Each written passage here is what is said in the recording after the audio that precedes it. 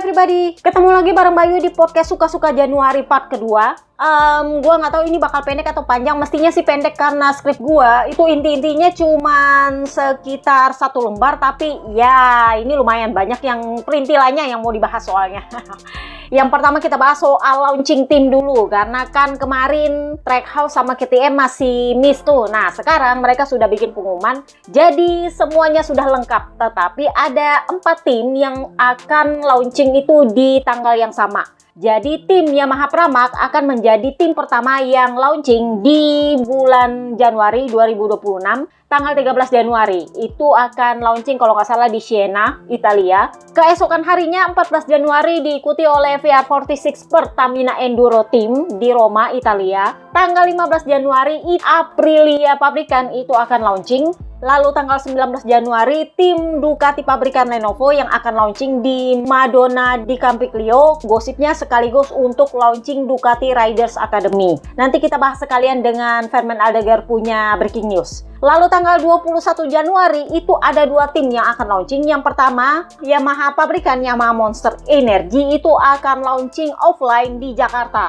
Di tanggal yang sama, mungkin ya beda jam aja karena kan mereka launchingnya mungkin di Eropa. Tim Aprilia Trackhouse akan launching juga. Lalu tanggal 27 Januari para KTM yang akan launching dua-duanya, yaitu KTM pabrikan dan KTM Tech 3. Gua nggak tahu apakah ini offline atau online, tapi seingat gua KTM itu selalunya online sih. Tapi let's see lah. Jadi 4 tim ini launching di 2 hari yang bersamaan. Jadi tanggal 21 Januari Yamaha dan Trackhouse, tanggal 27 Januari all KTM, dua-duanya, baik yang pabrikan maupun yang Tech 3. Tanggal 31 Januari Ducati Gresini BK8 yang akan launching, ini katanya di Kuala Lumpur. Nah tanggal 1 Februari LCR Honda. Nah LCR Honda ini kalian nanti akan lihat bahwa liverinya Johan Zarco itu akan berbeda dengan liverinya Diogo Moreira, karena mereka beda sponsor. Kemudian yang terakhir sebagai penutup tanggal 2 Februari adalah tim Honda pabrikan.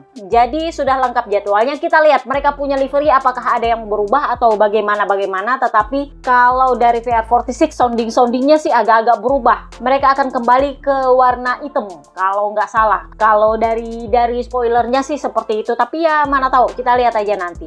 Nah selama jeda podcast suka-suka, si Marco Bes itu menjadi pembawa obor Olimpiade di Italia. Kalau kemarin si Pecco Bagnaia kalau nggak salah. Nah kali ini Marco Bes yang bawa obor Olimpiade. Selain dia juga ada Opa Paolo Simoncelli, papanya mendiang Marco Simoncelli. Jadi Paolo Simoncelli itu sempat bilang bahwa saya senang membawa obor Olimpiade ini karena saya tahu bahwa mendiang Marco Simoncelli akan bangga. Di sisi lain Ducati juga launching Ducati Vito versi Pecco Bagnaia. Jadi kalau kalian lihat dia punya motor, sebenarnya dia punya bahasa di media sosial itu adalah Ducati V4, tapi siapapun bisa lihat bahwa itu adalah Ducati V2.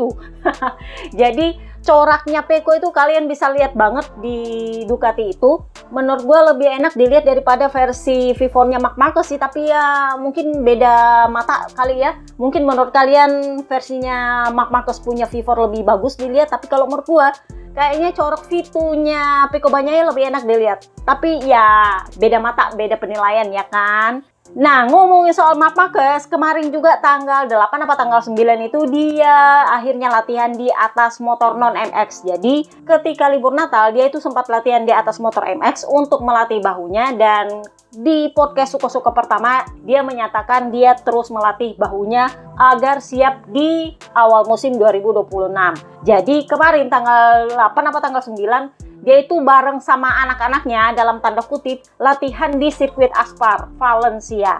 Bareng anak-anaknya itu adalah David Alonso dan Max Grilles, termasuk Fermin Aldegar dan adiknya tentu saja Alex Marquez. Yang cukup menarik adalah ada Michel Pirro di sana. Yap, test ridernya Ducati. Sebenarnya agak menarik sih buat gua karena Michel Pirro ini paling jarang-jarang gabung sama rider Spanyol untuk latihan. Jarang banget, kecuali kalau itu adalah para rider Ducati. Jadi biasanya kalau para Ducati ngumpul, nah dia ikut. Tetapi sangat jarang kalau dia latihan di sirkuit Spanyol tanpa para rider Ducati lengkap. Nah, kali ini dia justru sama yang unyu-unyu muridnya Marc Marquez ini. Entah apakah dia sedang dalam masa ibarat kata adaptasi, gimana caranya jadi mentor untuk para rider-rider muda, karena gosip berhembus sepoi-sepoi dia bakal jadi kepala sekolahnya Ducati Rider Academy yang akan launching sekalian dengan launching tim Ducati Lenovo nanti tanggal 19.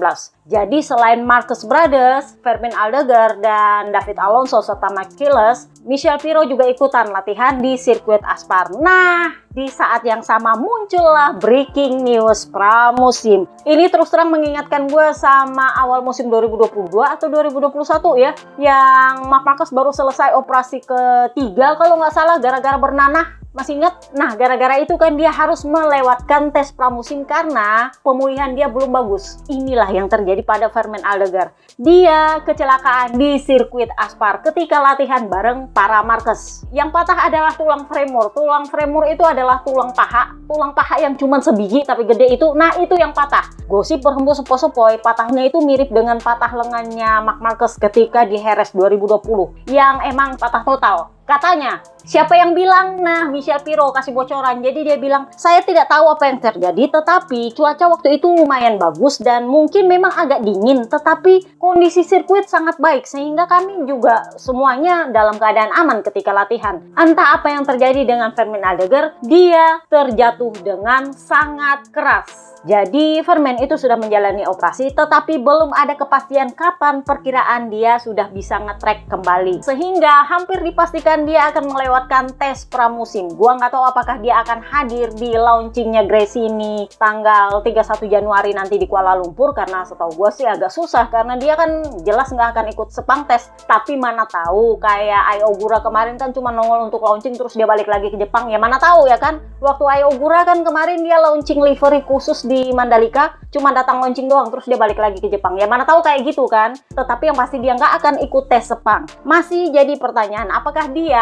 akan ada di grid untuk balapan pertama musim ini. Menurut gosip sepoi-sepoi katanya itu tulangnya lumayan parah sehingga mungkin butuh waktu yang lebih lama untuk bisa pulih dari cederanya, dan tentu saja itu termasuk pada fisioterapinya. Jadi ya disembuhin dulu, habis itu fisioterapi. Ya kalau lo hitung-hitung Marc Marquez aja yang cuma cedera bahu dengan baut bengkok segala itu butuh waktu yang lama untuk bisa kembali ke track, ya apalagi patah tulang yang gede kayak gitu. Tapi ya kita lihatlah, mana tahu. Yang pasti ini mungkin sebuah jawaban dari langit, semoga gue salah ya, karena tahun lalu kan udah gue bilang, gue itu mempertanyakan kenapa rider satu ini yang terlalu banyak cincong, sorry ya menyudutkan Pecco lah, ya inilah, ya itulah. Dan sorry kalau gue bilang dia justru adalah rider yang lebih berbahaya dari Franco Morbidelli musim lalu. Kenapa? Karena dia selalu lolos dari penalti meskipun sudah bikin rider lain cedera. Sorry, masih ingat waktu gue bilang bahwa yang menjadi penyebab utama Miguel Oliveira itu harus terdepak dari MotoGP itu adalah gara-gara dia yang nyeruduk Miguel Oliveira, lah dia lanjut balapan gak kena penalti pula. Nah ini nanti kita bahas lagi soal aturan baru mengenai lanjut balapan setelah crash. Jadi Fermin itu hampir dipastikan akan melewatkan tes Sepang. Nah, buat yang bertanya, dia latihan pakai apa? Ternyata dia nggak latihan pakai Ducati, Kak. Entah itu Ducati V4 atau Ducati V2 kagak. Dia latihan pakai Yamaha R6. Hal yang sama juga terjadi pada Alex Marquez. Dia latihan di Aspar kemarin itu pakai Yamaha R6. Gua nggak tahu apakah karena Ducati nggak kasih mereka motor atau itu case khusus. Gua nggak ngerti juga. Tetapi yang jelas, kalau mau nyalahin motornya kayaknya agak susah, Kak. Kenapa? Karena presidennya ada di Jorge Martin. Jorge Martin masih ingat tahun lalu setelah dia baru aja sembuh dari patah kakinya pasca crash di tes Sepang, waktu itu dia bersiap untuk balapan pertama di Thailand, dan untuk balapan pertama di Thailand dia latihan pakai Aprilia V2 di sirkuit yang sama, sirkuit Aspar, Kak. Dan yap, dia crash dan crashnya itu jelek, dan akhirnya yang patah adalah tulang scaphoid. Tulang scaphoid itu kecil tapi penyembuhannya lumayan lama, dan itu yang bikin dia absen. Begitu dia balik lagi Qatar ya cedera lagi. Yang menurut gue jadi presiden adalah sirkuitnya. Ada apa dengan sirkuitnya? Gue nggak tahu apakah ada backingan untuk promosi atau gimana. Sirkuit ini adalah sirkuit favorit para rider MotoGP untuk latihan dengan motor kecil. Jadi kalau dia punya cc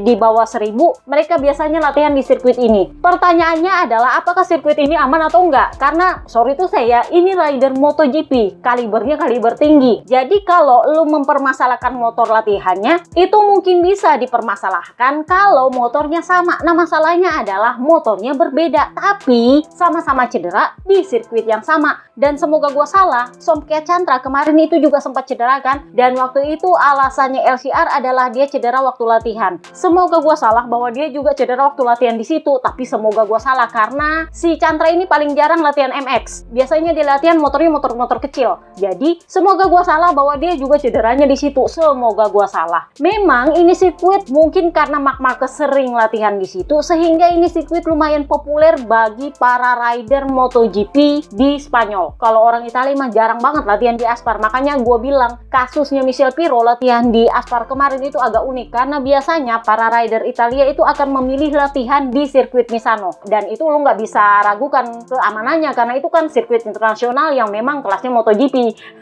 Jadi lo pakai motor kecil pun ya tetap aman karena memang sirkuitnya sirkuit aman. Nah, yang jadi permasalahan adalah apakah aspal ini memenuhi standar untuk latihan bagi para rider MotoGP ini. Mungkin memang ini sirkuit cocok untuk motor-motor kecil yang cc-nya di bawah 1000, tetapi skillnya para rider MotoGP ini, mereka kalau cepat ya cepat aja ya kan. Mungkin ya kayak Marc Marquez ngomong pikirannya pengennya cepat kayak roket, tapi apa daya sirkuitnya kecil, motornya segitu, ditambah lagi badan segitu, kurang lebih mungkin seperti itu, sehingga kecelakaan yang terjadi justru lebih banyak resiko cederanya daripada tidak. Semoga gua salah karena memang beberapa hari sebelum kabar bahwa Ferdinand Aldegar itu patah kaki, sebuah media Italia yang adalah media ABR itu memuji-muji sirkuit ini dengan bilang bahwa ini adalah sirkuit tempat pengkaderan para rider masa depan Spanyol. Katanya seperti itu. Tetapi ya memang beberapa hari berikutnya muncullah kabar bahwa Ferdinand Aldegar itu cederanya di situ. Awalnya memang mereka tidak membahas bahwa Ferdinand itu cederanya di situ.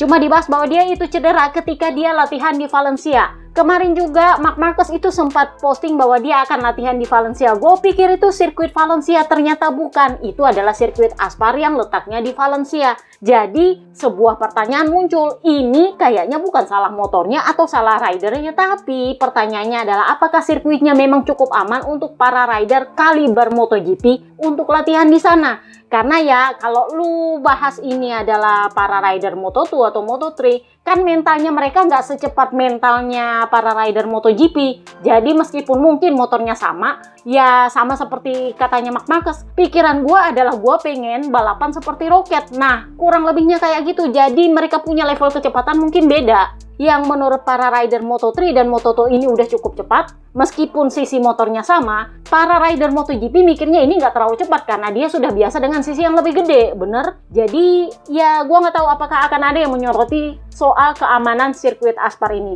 karena memang para rider Italia itu nggak ada yang pakai sirkuit yang tidak terkategori sebagai sirkuit MotoGP untuk latihan, sangat jarang. Mereka lebih banyak latihan di Misano atau di Mugello. Paling banyaknya di Misano, dan sirkuit Misano adalah sirkuit dengan level MotoGP, jadi tingkat keamanannya lu nggak bisa ragukan meskipun lu latihannya pakai motor biasa yang lebih kecil cc-nya.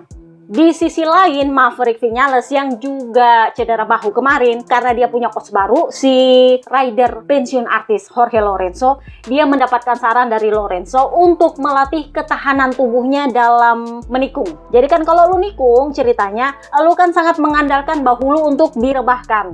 Jadi dia menyarankan pada Maverick Viñales untuk latihan motor lambat. Artinya dia melakukan manuver menikung dengan kecepatan motor yang lambat sehingga dia punya leaning itu akan lebih lama daripada leaning ketika balapan normal. Jadi kemarin dia memposting soal skill baru karena memang untuk manuver leaning dengan motor lambat itu memang butuh skill kak, keseimbangan, balance, dan gimana caranya lu bisa tahan badan lu. Jadi dia bilang gue punya skill baru nih, belajar. Cuman yang cukup menarik bagi pengamat adalah motor yang dia pakai latihan. Jadi meskipun dia pasang stikernya KTM di situ semua orang tahu dia pakai Suzuki GSX 600R.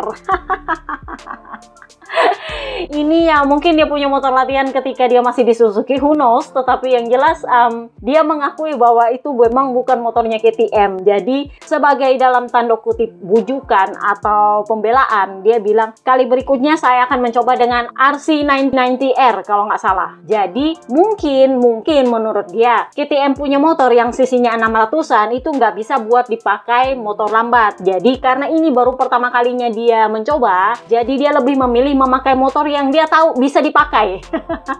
Mungkin lebih dipercaya untuk manuver dengan kecepatan lambat dengan resiko kecil untuk cedera. Karena kalau dia memakai motor yang salah, gue juga memaklumi kalau misalnya dia pakai motor KTM yang dia nggak tahu ini motor gimana dipakainya, kalau dengan kondisi lambat ada kemungkinan dia crash. Kalau dia crash ya cedera lagi kak, udah cedera lama kemarin cedera lagi kan berabe, mana mau awal musim lagi. Jadi ya wajar kalau menurut gue dia memilih memakai Suzuki GSX. Cuman ya cukup menarik bahwa dia menempel stikernya KTM di situ. Maksud gue takut banget gitu sama KTM apa gimana. Lihat aja si Alex Marquez pakai Yamaha R6 juga nggak ada yang peduliin, dan dia juga nggak repot-repot naruh Ducati di situ ya kan.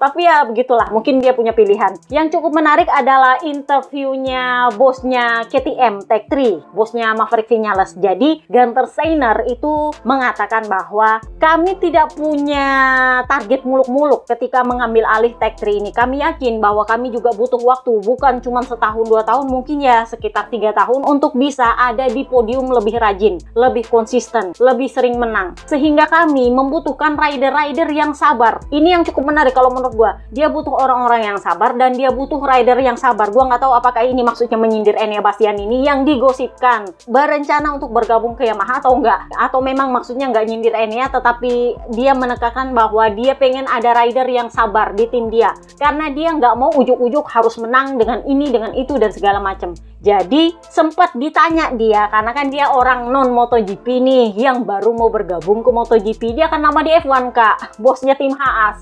Jadi ditanyalah dia, menurut lo kalau dari luar nih, lo sebagai audiens luar, MotoGP itu yang figur terkenalnya siapa? Ya gue tahu arahnya pasti ke Marc Marquez sih, dipancingnya seperti itu. Tapi gue ya namanya dia orang Amerika, jujur.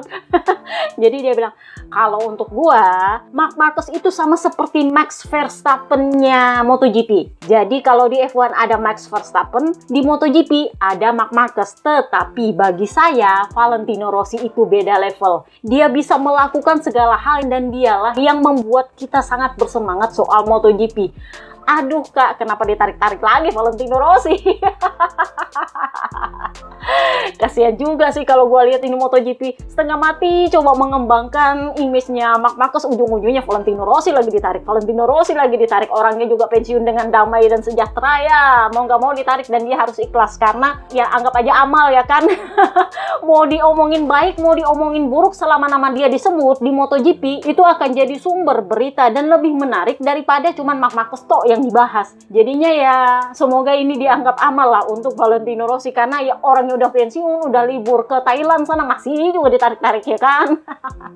Nah ngomongin soal Marc Marquez, dalam wawancara terbarunya dia bicara soal pensiun. Kalau di part 1 gue udah bilang bahwa ada salah satu petinggi Ducati di Borgo Panigale itu mengatakan bahwa skenario Pecco is not an option itu memang tidak mustahil, tetapi yang mustahil adalah memasangkan Marquez Brothers ini dalam satu tim. Jadi menurutnya Ducati Pusat, Marquez Brothers ini kalau satu tim bukannya jadi pesaing malah jadinya tim order. Kenapa? Karena Alex Marquez cenderung lebih segan sama kakaknya. Dan kakaknya juga sudah berapa kali terang-terangan bilang bahwa kalau mereka akan saling bantu sampai kapanpun karena mereka adalah saudara. Jadi menurutnya Ducati di Borgo Panigale sana, mereka bilang bahwa Ducati punya budaya itu adalah mainnya clean. Ya meskipun itu sempat dilanggar tahun lalu ketika si Martin didepak ya kan. Cara bersihnya mereka itu dilanggar dengan intrik-intrik soal Pramac dan Jorge Martin kemarin. Jadi sepertinya mereka akan kembali ke budaya clean and clear-nya mereka dengan bilang bahwa teammate di Ducati pabrikan itu adalah teammate yang akan bersaing secara sehat, bukannya saling bantu. Nah kalau Marquez Brothers ini disatukan, bukannya bersaing malah saling bantu atur skor. Itu terlihat sekali di tahun lalu 2025. Jadi ya memang Menurutnya Ducati pusat, menyatukan kedua markas ini di tim pabrikan adalah sesuatu yang tidak mungkin. Tapi ya, never say never. Kalau menurut gua, kalau ada duit masuk untuk Ducati ya kenapa enggak? Nah ini, mari kita bahas Max Biaggi. Brand ambasadornya Aprilia ngomong. Dia mengklaim Aprilia adalah satu-satunya pabrikan Italia yang Italia banget. Why? Karena mereka nggak punya campuran dari pemegang saham negara lain. Jadi Biaggi bilang, lu mau bilang Ducati itu pabrikan Italia? Sorry, bagi gua dia itu udah bukan pabrikan Italia murni. Kenapa? Karena pemegang sahamnya itu adalah Audi, Volkswagen, orang Jerman. Jadi nggak murni Ducati, sehingga kalian bisa mengerti bahwa dia tidak akan mengutamakan nasionalisme Italianya dengan merekrut para markes, ya kan? Jadi wajar Ducati itu mengkhianati Pramac yang adalah tim Italia. Wajar bahwa Ducati mungkin akan mengkhianati VR46 juga karena mereka bukan murni pabrikan Italia. Di titik ini gua nggak, oh iya bener juga ya. Jadi ya wajar Ducati terutama tahun lalu itu tidak memusingkan nasionalisme Italia dan memaksa publik Italia untuk menerima Marc Marquez. Meskipun mereka sadar bahwa publik Italia membenci Marc Marquez, mereka memaksakan. Kenapa? Karena mereka, sorry to say, semoga gua salah, butuh duitnya. Katanya Audi dan para pemegang saham yang di Jerman sana itu nggak memberikan budget lebih untuk Ducati. Sehingga Ducati itu murni bergantung pada performa mereka di track. Jadi bonus-bonus atas performa mereka itulah yang menjadi dana mereka dalam mengembangkan Ducati MotoGP. Sorry to say, nggak ada dana lebih dari Audi karena Audi gosipnya memfokuskan duitnya untuk F1 karena kan mereka akan balapan tahun ini di F1, sehingga duit lebih itu diharapkan dari bonus-bonus dan performa para rider di track. Nah ini kan yang kemarin sempat jadi permasalahan antara Dovizioso, Kaisar Honda United itu dengan Gigi Dalinya, perkara gaji dan perkara bonus. Nah Pecco sendiri kan nggak terlalu pusing sama gaji sama bonus, yang penting gue tetap di Ducati. Nah perkaranya lain dengan Marc Marquez.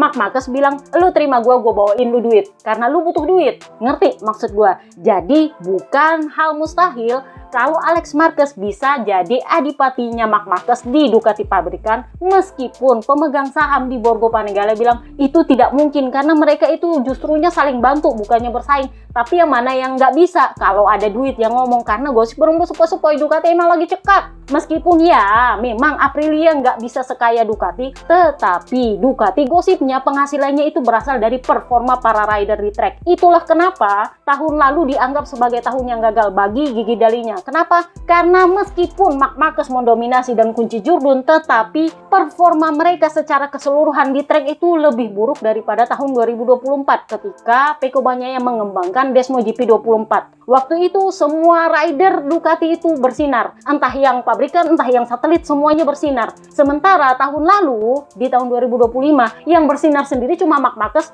ya atur skor sama adiknya, yang lainnya terhambur-hambur di sana-sini. Nah, kurang lebihnya kayak gitu. Jadi ini yang membuat Gigi Dalinya gosipnya kena sidang kemarin di Borgo Panigale perkara soal proyek pengembangan motor. Mereka nggak mau tahu soal apakah tahun ini mereka akan pakai mesin yang sama atau enggak, tapi yang jelas harus kembali ke rider friendly. Nggak lagi cuma mendukung riding stylenya Marc Marquez doang. Kenapa? Karena ya awalnya Pecco Bagnaia kan nggak dipercaya. Di Gian Antonio ngomong, nah loh, jadi Di Gia bilang, ya saya mengerti motor ini memang motor yang bagus. Karena kan dia adalah pemakai Desmo GP25-1 selain Marc Marquez dan Pecco. Pecco kan dihujat sana-sini, sementara Marc Marquez dipuja-puji. Di Gia sebagai rider ketiga pemakai motor pabrikan akhirnya buka bicara. Jadi dia bilang motor ini memang bagus, tetapi dia punya karakter yang khusus sehingga untuk bisa berhasil mengendarainya dengan potensi maksimal, lu harus mengendarainya dengan caranya Marc Marquez, dengan setupnya Marc Marquez. Tetapi harus digarisbawahi bahwa kami ini rider beda-beda, beda otak, beda karakter, beda juga riding style. Oke, saya berusaha untuk mengikuti riding stylenya Marc Marquez, tetapi dengan setup seperti itu dan dengan riding style yang persis sama dengan Marc Marquez, saya jamin saya akan finish terakhir. Dia sudah bilang, saya jamin saya akan finish terakhir. Karena itu nggak cocok sama saya, dan itu sulit. Jadi gara-gara katanya di Gian Antonio ngomong seperti itu, ya 2 lawan 1 dong jadinya. Pecco akhirnya di backup sama di Gian Antonio, dan Marc Marquez meskipun dia gemilang tahun lalu, clear bahwa Desmo GP 25-1 tahun lalu itu hanya cocok untuk riding stylenya Marc Marquez. Terlepas dari apakah dia yang ngembangin, apakah Ducati mengembangkan hanya untuk dia atau bagaimanapun ceritanya, tetapi yang jelas itu bukan motor yang rider friendly. Jadi tahun 2026 Gigi Dalinya dikasih ultimatum, lo harus bikin motor yang rider friendly lagi. Kenapa? Karena kita hidup dari performa para rider. Ternyata seperti itu, Kak. Mereka nggak dapat budget lebih dari Audi. Jadi mereka cari duitnya dari performa rider. Makin perform seluruh rider mereka, satu pabrikan itu makin banyak duit yang masuk, ya kan? Jadi kalau cuma Marc Marquez toh yang bagus di situ ya mungkin ada pemasukan tapi nggak sebanyak tahun 2024. Katanya sih begitu, Kakak. Jadi ya ngerti lah ceritanya kemana-kemananya.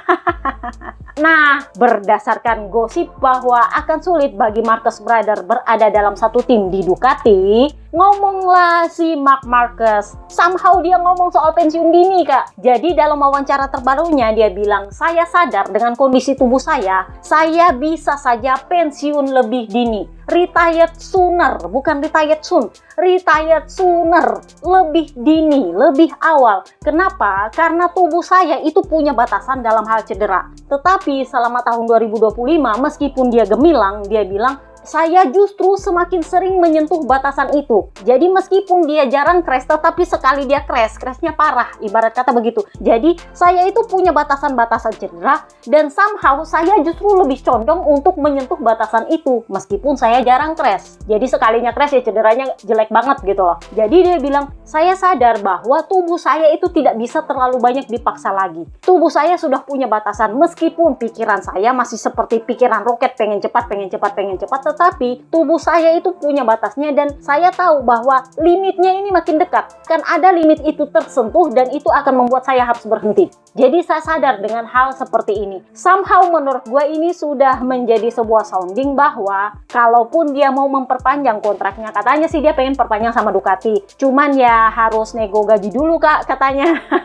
Karena kan gajinya udah diturunin kemarin demi bisa gabung di Ducati pabrikan. Tetapi karena dia berhasil jurdun ya mungkin dia mau nego gaji lagi. Kalaupun nggak nego gaji ya adiknya dimasukin pada klausul. Cuman ya karena bahasa dari Borgo Panigale udah bilang bahwa tidak mungkin untuk dua Marquez ini untuk jadi satu tim. Gua rasa semoga gua salah. Dia akan menunaikan pesan-pesan dari Ibu Suri Marquez bahwa dia akan berusaha, dia dalam tanda kutip harus melindungi adiknya. Jadi dia udah mulai sounding bahwa dia pengen pensiun dan kalau dia pensiun maka adiknya masuk dalam klausul untuk naik ke tim pabrikan. Ada kemungkinan seperti itu. Jadi dia dalam tanda kutip mewariskan seatnya untuk adiknya. Tahun 2026 kalau motor Ducati kembali ke konsep rider friendly maka ada kemungkinan Pecco akan kembali bagus. Dan itu artinya besar kemungkinan dia akan diperpanjang. Gosip berhembus sepoi-sepoi dari Ducati pabrikan sana di Borgo Panigale, dia kemungkinan akan diperpanjang karena dia adalah rider pertama yang mengembalikan Jurdun ke Ducati setelah zamannya Stoner. Katanya sih seperti itu. Jadi ya paling nggak dikasih satu kali kesempatan lagi untuk membuktikan dirinya bahwa dia layak untuk ada di Ducati. Katanya sih begitu. Sehingga hanya ada satu seat yang kosong dan kalau memang Ibu Suri Marquez pengen adiknya ada di tim pabrikan dan mendapatkan perlakuan ala-ala rider pabrikan, maka ya kakaknya harus mengalah. Ya wajar juga, dia kan sudah mendekati pensiun ya kan. Jadi ya memang wajar sih kalau dia punya bahasa ada kemungkinan gue pensiun lebih dini. Pertanyaan gue adalah apakah dia akan balik ke Honda atau enggak. Kemarin itu ada yang tanya di YouTube kalau nggak salah ya, itu si Honda ngapain tarik-tarik Marc Marquez melulu? Apakah mereka punya rencana untuk menarik Marc Marquez untuk membuat wacana? Ya kalau menurut gue itu adalah memancing di air jernih. Bukan memancing di air keruh. Mereka memancing di air jernih, menyiratkan bahwa mereka pengen Marc Marquez balik lagi ke Honda, menunaikan ludah yang sudah dia buang bahwa dia pengen pensiun di Honda. Ini sama dengan bahasanya Pecco kan, gue pengen pensiun di Ducati. Nah dia tahun 2021 itu bilang bahwa gue pengen pensiun di Honda. Jadi ya wajar kalau Honda itu memancing di air jernih, lu balik lagi sini, tunaikan lu punya ludah atau kalau enggak lu kena sempoa, lain lagi cerita itu, Kak.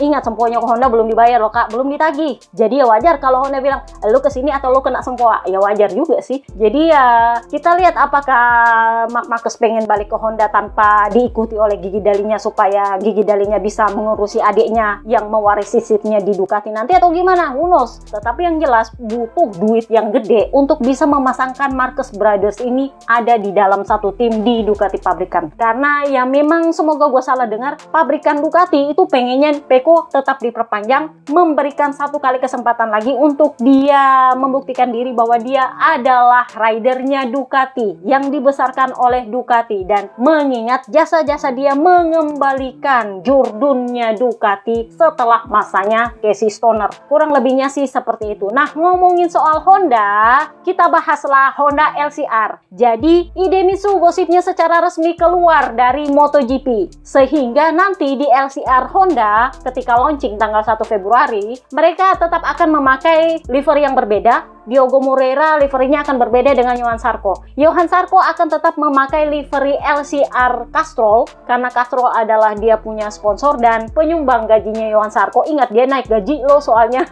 Sementara untuk Diogo Moreira, timnya tetap LCR tetapi bukan Idemitsu LCR sebagai penggantinya Songkia Chantra, tetapi Pro Honda LCR. Jadi Idemitsu itu adalah cabang perusahaannya Honda dalam hal pelumas, tetapi dia punya pasar itu lebih di Asia. Sementara katanya Pro Honda itu mereknya lebih global sehingga itu mencakup daerah Brasil dan bisa mengcover Diogo Moreira sebagai rider Brasil. Katanya sih seperti itu. Jadi kita lihat nanti liverynya akan seperti apa. Diogo Moreira punya livery. Gua nggak tahu apakah liverynya Johan Zarco juga akan berubah atau ya sama seperti kemarin agak putih, hijau, dan merah. Kita lihatlah. Nah, kabar terbaru adalah munculnya aturan baru soal rejoin dan restart. Sebenarnya ini aturan menurut gua bagus sih, bagus. Cuman memang agak sedikit nggak adil karena itu mulai diterapkan di akhir musim. Dan Pecco sempat menjadi korbannya. Karena meskipun belum resmi diumumkan aturan baru itu, tetapi katanya sudah disounding sama Marshall. Jadinya Pecco itu sempat jadi korban ketika dia crash, gua lupa di Mandalika atau di Phillip Island. Ketika dia crash di lap-lap awal, dia itu udah nggak bisa lanjut lagi balapan karena Marshall itu meminta dia menyalakan motornya di luar track. Jadi dia harus keluar dulu dari area track, di belakangnya fans, dinyalain baru kembali lagi. Jadi dia bilang ya percuma kalau gua kayak gitu, udah ketinggalan lebih dari 1 lap karena itu mesti didorong dulu keluar, dinyalain terus balik lagi. Ya sama aja, mending gak usah. Kurang lebihnya kayak gitulah. Jadi kalian masih ingat ketika di Austin, Texas tahun lalu ketika Marc Marquez crash di hujan-hujan itu, lap ke-7 apa lap ke-6 gue lupa. Dan dia crash waktu itu, dia langsung kembali rejoin balapan dengan motor yang rusak luar biasa. Dia punya firing berterbangan ke kiri ke kanan dengan full pad yang lepas-lepas gitu. Waktu itu para jurno belakang pedok sempat mengkritiknya, tetapi ya ada jurno ABR yang memuja-mujanya karena dianggap itu adalah demi sponsor. Itu membawa kebanggaan bahwa rider ini pantang menyerah, rider ini luar biasa, bla bla bla bla bla bla, bullshit.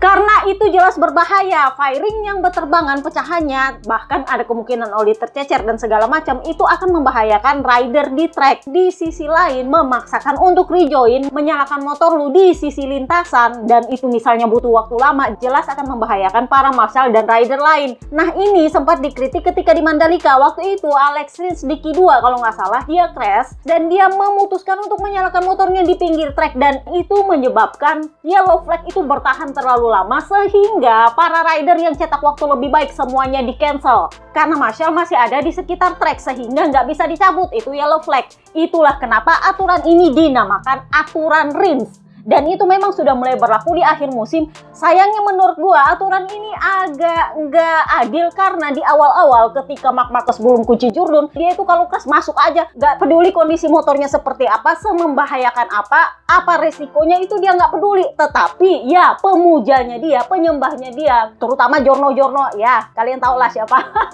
Itu bilang bahwa itu wajib dia gabung lagi ke track karena dia itu membawa nama sponsor dan promosi bla bla bla bla bla. Sorry, bullshit kalau menurut gua. Itu sangat membahayakan. Yang nggak adilnya adalah seolah-olah ini barang nunggu dulu Marc Marquez kunci jurdun, selesai dia kunci jurdun baru dibahas ini aturan dan diberlakukan secara sepihak. Belum diumumkan waktu itu. Nah, awal musim ini diberlakukan secara resmi dengan memakai nama FIM. Jadi FIM membuat pengumuman untuk Superbike, MotoGP dan Endurance itu berlaku aturan baru di mana rider yang sudah crash dan mesinnya mati dilarang rejoin kalau dia restart motornya di pinggir track. Jadi dia harus harus keluar dari area track, pergi ke belakang fence, dibantu nyalain sama Marshall, baru dia balik lagi ke track untuk rejoin. Itu boleh. Tetapi kalau dia restart motornya ala-ala Alex Rins di Mandalika Q2 kemarin, itu dilarang karena dianggap memberikan paparan bahaya kepada Marshall. Jadi aturan baru ini agak sedikit berbeda perlakuannya antara MotoGP dan Superbike. Mungkin karena Superbike sedikit lebih lambat daripada MotoGP ya kan. Kalau di Superbike dia masih diizinkan langsung rejoin kalau motornya nggak mati, terutama di sesi latihan atau di Superpole. Sementara kalau MotoGP nggak pakai tawar-tawar. Mau sesi apapun, mau latihan, mau kualifikasi, apalagi balapan, dilarang rejoin. Meskipun motor lu masih nyala mesinnya, kalau Marshall tidak memberi izin.